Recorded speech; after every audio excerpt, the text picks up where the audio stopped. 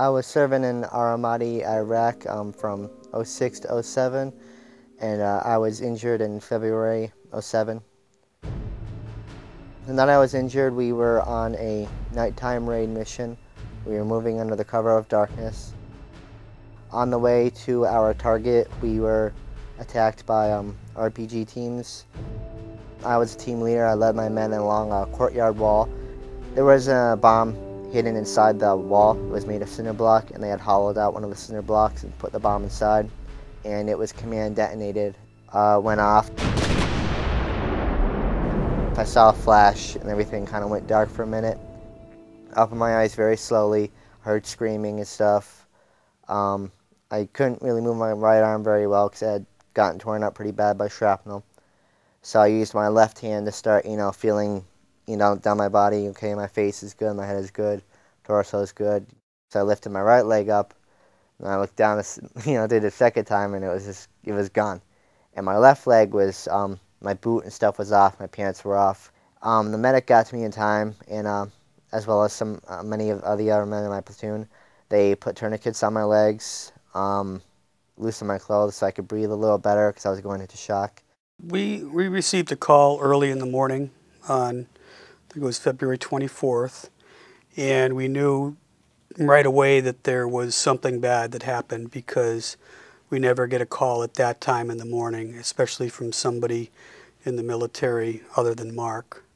So we learned that when he was in Balad in Iraq, that he had lost both his feet, and we were told that the next step would be he would be taken up to Landstuhl in Germany and then sent to Walter Reed.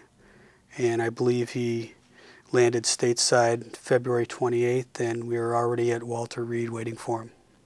You spend a couple months just laying in this bed, and you're getting poked and prodded every day, and finally your wounds close up enough to where they could start fitting you for legs.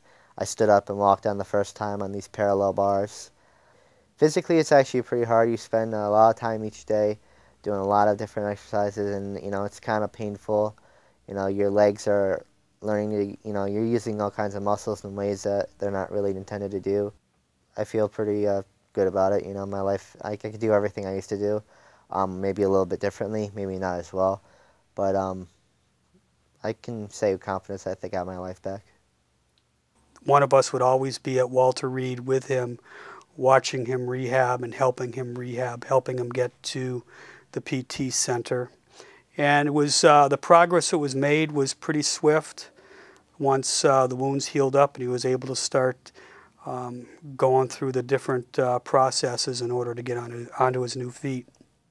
There's complications that do arise, especially with stairs. I can get up and down stairs, but it takes me a lot longer than most people.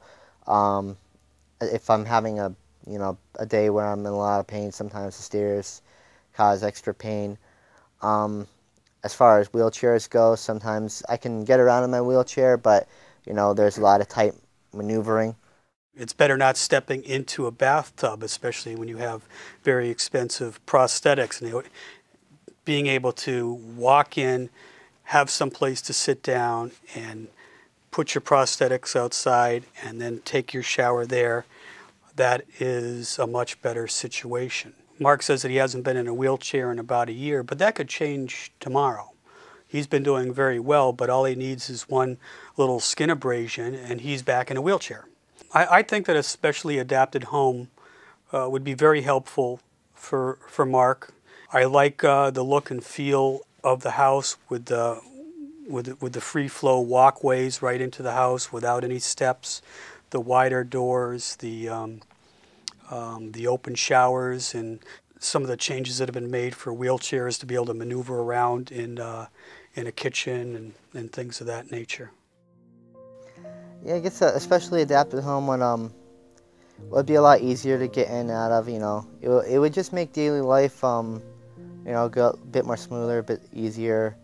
I'd be able to feel a bit more relaxed in case I had to get back in my wheelchair. I know that wouldn't be a problem. Just getting around. Wouldn't have to, scrape against walls and try to maneuver, through tight spaces. Just make daily life a lot, just go a lot easier.